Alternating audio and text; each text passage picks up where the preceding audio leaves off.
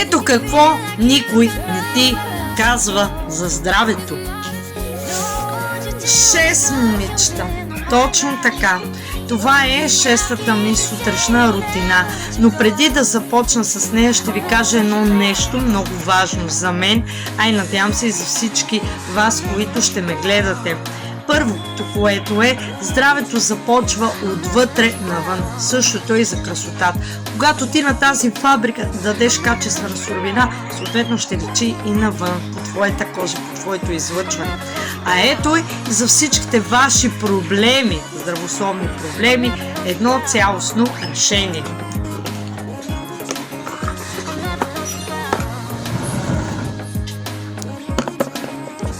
На мен тези продукти ми спомогнаха да подобря своето здраве. Това е моето решение. Плюс това добавих към тези продукти, ето така,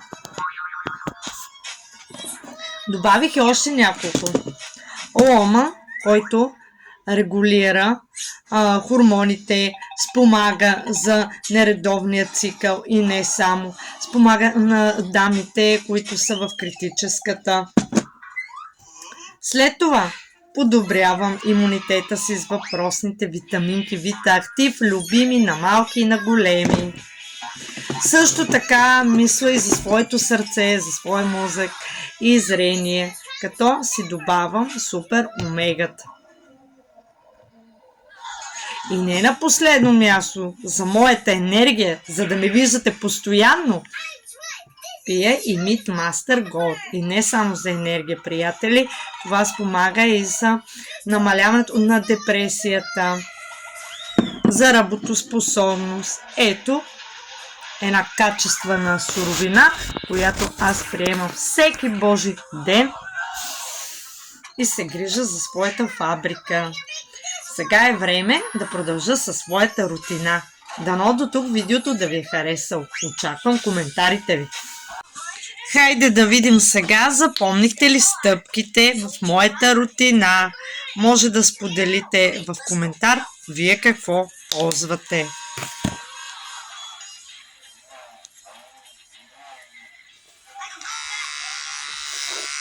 Ето така.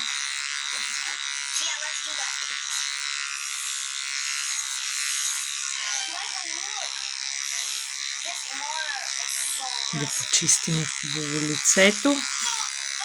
Избягвате зоната около очите, тъй като това е най-нежното място. Ето така. Много е удобен уредът, много е практичен, много хубава поставка има също.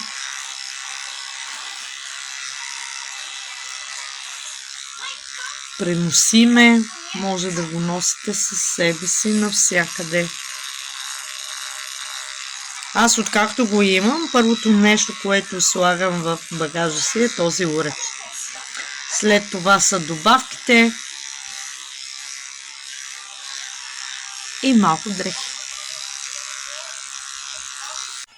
След като си почистих лицето, е време за втора стъпка, момичета. Хидратация. Правя на своето лице. Ето така. След като хидратирахме лицето, трета стъпка е моят любим спрей, който спомага за вътрешно и външно приложение. В моя случай намалява пигментацията, намалява несъвършенствата по лицето.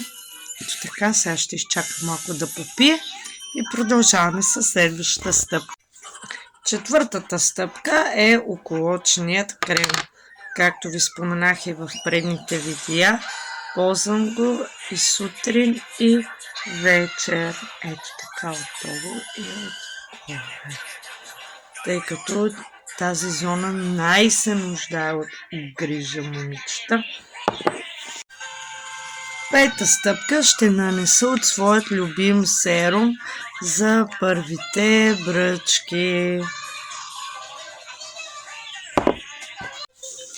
И ето, че дойде време за 6-та стъпка от моята сутрешна рутина.